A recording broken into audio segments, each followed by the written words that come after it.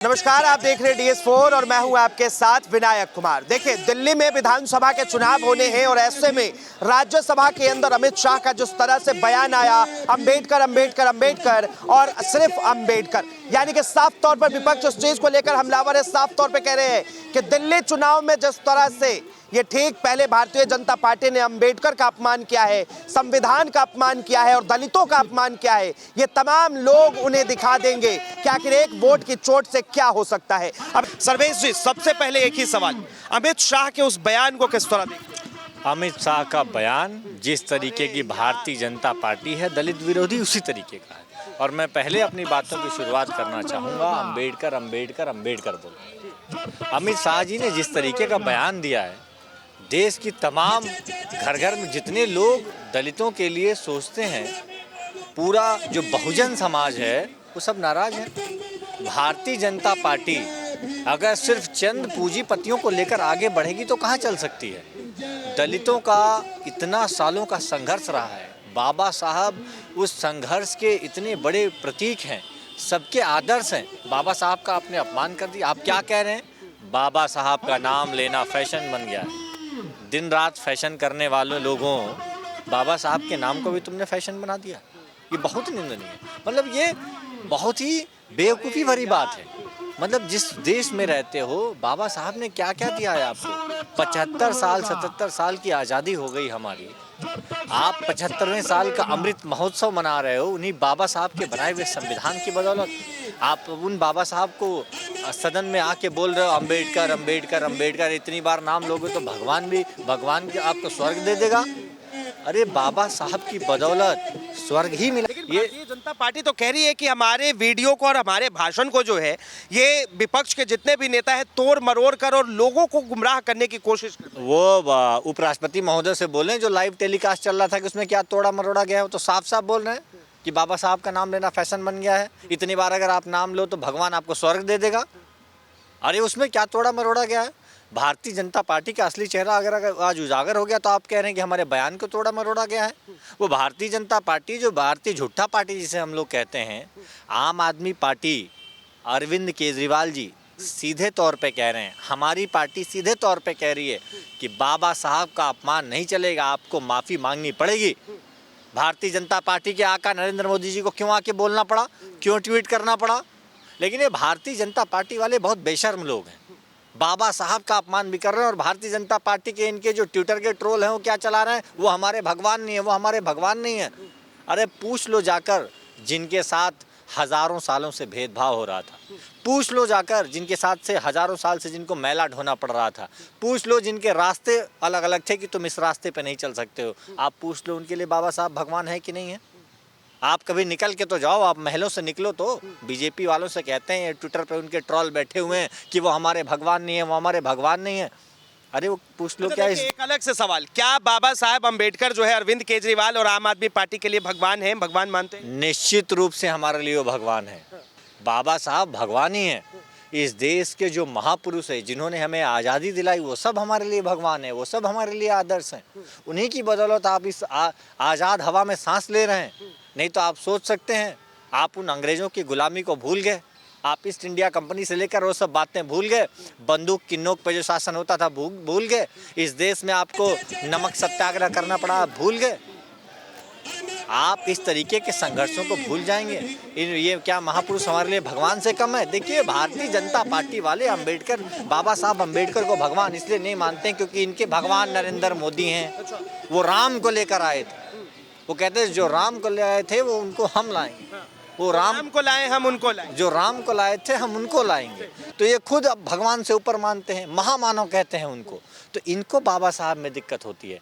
नरेंद्र मोदी जी जब मुख्यमंत्री थे तभी भी उन्होंने बाबा साहब के लिए क्या बोला था, आप सुनिए। विपक्ष लगातार हंगामे कर रहा है और साफ तौर पे कह रहा है कि अमित शाह को माफी मांगनी चाहिए, इस्तीफा देनी चाहिए, लेकिन भारतीय जनता पार्टी के किसी नेता ने भी ये नहीं माना है कि अमित शाह ने गलत बयान दिया। देखिए, भारतीय जनता पार्टी में दलितों का जिस तरीके से तिरस्कार होता है, अगर उनकी जो उनमें दलित सांसद हैं उनकी अंतरात्मा की आवाज़ आप पूछ लेंगे तो वो बता देंगे। बाबा साहब के नाम पे जो उनको आरक्षण मिला, जो उस दलितों सीटों पर जीत गया, बाबा साहब ने जो उनको भागीदारी सुनिश्चित की, उसके आधार पे आए, आज उन लोगों को भी अपमानित महसूस होना पड़ रहा होगा। लेकिन वो तानाशाहों की पार्टी है, वो तानाशाह लोग हैं और बाबा साहब तानाशाही के खिलाफ थे। भारतीय जनता पार्टी पूरी की पूरी तरीके से तानाशाही करती है, इसलिए उनके लोग बाहर नहीं आ रहे हैं पूरा। और आपने कहा विपक्ष की बात, सिर्फ विपक्ष नाराज नहीं है, देश का हर एक आदमी नाराज है, जो राजनीतिक भी नहीं है, जो सामान्य व्यक्ति है वो भी नाराज है। इस देश का बहुसंख्यक नाराज है। बहुजन समाज के साथ इस तरीके से आप करेंगे? आपने दलितों के साथ जो भेदभाव हुए, जो अपमान की बात, उसको बढ़ावा दिया आपने इस तरीके की बातें कर कर। आपने वो वैलिडेशन दिया है कि जो भी लोग दलित विरोधी थे उन पे आपने ठप्पा लगाया। आपने कहा है ये भारतीय जनता पार्टी की पूरी तरीके से साजिश है। आप देख लीजिए, जब जहाँ भी भारतीय जनता पार्टी का शासन है, 20 से ज़्यादा राज्यों में भारतीय जनता पार्टी का शासन है, सब जगह देखिए दलितों के लिए अत्याचार बढ़ रहा है कि नहीं? सब जगह आप देखिए। अब आम आदमी पार्टी क्या करती है? लेकिन हम दलितों को सम्मान देकर भारत के प्रधानमंत्री जो है राष्ट्रपति बनाते हैं। देखिए दलित, उसी आप सोचिए कि एक राष्ट्रपति अगर दलित होते हैं तो उनको राम मंदिर में बुलाते नहीं हैं। आप इस बात को भी सोचिए कि अगर दलित राष्ट्रपति हो जाए, अगर शेड्यूल्ड ट्राइब राष्ट्रपति हो जाए तो उनको राम मंदिर के उद्घाटन तक में भी नहीं बुलाने वाले लोग हैं। मैंने आपको कहा तो कि ये लोग नरेंद्र मोदी को भगवान मानते हैं, बाबा साहब को भगवान नहीं मानते हैं भारतीय जनता पार्टी वाले, इसीलिए इनको ये दिक्कत है। अच्छा देखिए, अब सब साफ तौर पे कहा जा रहा है कि इसका जो बहुत बड़ा अगर फर्क पड़ेगा तो दिल्ली विधानसभा चुनाव पर। और कल से एक वीडियो बड़ा ट्रेंड हो रहा है, ये देखिए साफ तौर पे किस तरह जो है पीछे इंडिया गेट है और बाबा साहब किस तरह से पूरा आशीर्वाद जो है अरविंद केजरीवाल को देते हुए नजर आ रहे हैं। अरविंद केजरीवाल जी पर बाबा साहब अंबेडकर का आशीर्वाद है और रहेगा। अब वो बाबा साहब के दिखाए हुए मार्ग पर ही चलते हैं, उसी संविधान को मानकर ही वो अरविंद केजरीवाल जी एक IIT हैं, IRS पढ़े, मदर टेरेसा के आश्रम में सेवा किया, उसके बाद झुग्गियों में काम किया, उसके बाद वो देश के लिए राजनीतिक परिवर्तन की लड़ाई करके ये जनता के बीच बिजली और पानी को लेकर आ रहे हैं। आज अरविंद केजरीवाल की दिल्ली सरकार का सबसे बड़ा फायदा किसको है? बाबा साहब के अनुयायियों को। आज अच्छी शिक्षा, गरीब और अमीर को एक जैसी शिक्षा मिलती है। बाबा साहब का जो उद्देश्य था वो कौन देता? अरविंद केजरीवाल जी, आम आदमी पार्टी देते हैं। आज अगर इस दिल्ली में हम ठोक के कहते हैं कि अगर हम आपकी घर की ज़रूरतों का ख्याल रखेंगे तो बिजली फ्री, पानी फ्री, अच्छा स्कूल, अच्छा अस्पताल, अच्छा इलाज किसका है? सबसे ज़्यादा दलितों का है, सबसे ज़्यादा अपने भाइयों का। और हम कहते हैं कि वो अरविंद केजरीवाल जी हैं जिनका उद्देश्य है कि अमीर और गरीब का बेटा एक ही स्कूल में पढ़ेगा, अमीर और गरीब का बेटा एक ही अस्पताल में इलाज कराएगा। ठीक है, शिक्षा मॉडल तो आप लोग इस चीज को लेकर बार बार जिक्र करते हैं, बातें करते हैं, लेकिन सब चीज में अब यही कहा जा रहा है बीजेपी की तरफ से कि सबसे पहले बाबा साहब के नाम पर अगर कोई क्रेडिट लेने आया है तो वो अरविंद केजरीवाल। सबसे पहले बाबा साहब के अपमान के लिए कोई माफी मांगने के लिए बोला तो अरविंद केजरीवाल जी ने बोला। अरविंद केजरीवाल जी ने खुला बोला बाबा साहब के लिए अगर आप अपमानजनक बात करोगे तो मैं इसको बर्दाश्त नहीं करूंगा। और खुल के मैदान में उन्होंने कहा कि मैं पूरे देश में हमारा विरोध प्रदर्शन हुआ। घर दिल्ली के कई इलाकों में हमारे विधायकों ने, हमारे सांसद ने, मुख्यमंत्री जी ने, सभी लोगों ने विरोध प्रदर्शन किया। वो इसीलिए हमने किया कि आप बाबा साहब के नाम पर इस तरीके की अपमानजनक बात नहीं करते हो। लेकिन भारतीय जनता पार्टी कितनी बेशर्म पार्टी है, वो अब तक माफ़ी मांगने के लिए तैयार नहीं है। मतलब बाबा साहब का नाम लेना फैशन होगा, मतलब किस तरीके की आप बात करते हो? मतलब आप कहते हो दिन भर अंबेडकर अंबेडकर अंबेडकर करते रहते हैं, ये क्या मतलब है? अच्छा देखिए, आप ही के पार्टी के राज्यसभा सांसद संजय सिंह अब साफ तौर पे पूर्वांचलियों की आवाज बन रहे हैं, कह रहे हैं कि पूर्वांचलियों को भारतीय जनता पार्टी जो है रोहिंग्या बता रही। आप भारतीय जनता पार्टी ये वो कह नहीं रहे हैं, ये सत्यापित हुआ। बीजेपी के राष्ट्रीय अध्यक्ष, नेता सदन JP नड्डा जी क्या बोलते हैं सदन में? उन्होंने कहा कि जो वोट काटे गए वो अगर हमने पूर्वांचलियों के वोट भी काटे तो संवैधानिक प्रक्रिया से काटे। ये क्या मतलब है?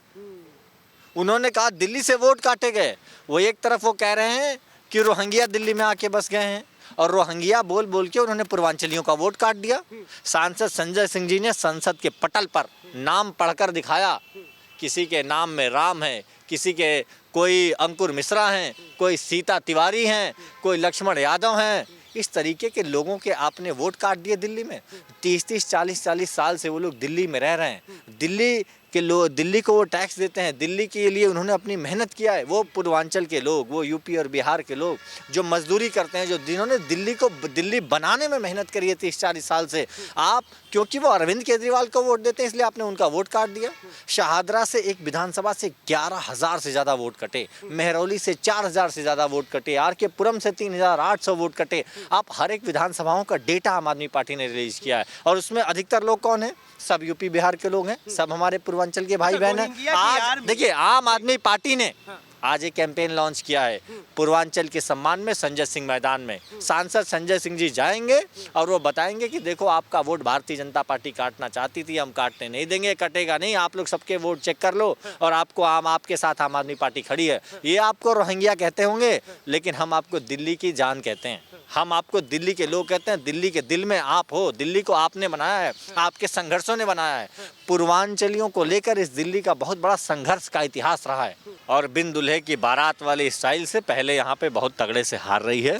अगर उनको अरविंद केजरीवाल से कभी भी इस चुनाव में नहीं, अगले चुनाव में भी अगर मुकाबला करना होगा तो अच्छे कामों की राजनीति को लेकर आए। अगर अरविंद केजरीवाल का मुकाबला करना है तो अच्छे कामों की राजनीति से कर सकते हैं। अरविंद केजरीवाल को सुबह शाम गाली देकर वो सोचेंगे कि अरविंद केजरीवाल और दिल्ली की जनता के बीच में कुछ दूरियां ला पाएंगे तो वो गलत है और इसमें वो असफल होंगे। चलिए बहुत बहुत धन्यवाद तमाम जानकारी के लिए। तो साफ तौर पे आपने सुना कि अमित शाह के बयान हो या फिर पूर्वांचल के लोगों को जिस तरह से आम आदमी पार्टी ने मुद्दा उठाया है कि रोहिंग्या बताकर उनके वोट काटे जा रहे, इस चीज को लेकर पूर्वांचल के सांसद संजय सिंह मैदान में उतर रहे हैं साफ तौर पे लोगों को आगाह करने, और इस चीज को लेकर भारतीय जनता पार्टी को कितना नुकसान होने वाला है यह आने वाला वक्त बताएगा। बहरहाल इस चीज को लेकर आप क्या सोचते हैं अपनी प्रतिक्रिया जरूर दें। फिलहाल के लिए इतना ही। ऐसे तमाम खबरों के लिए देखते रहे DS4 न्यूज।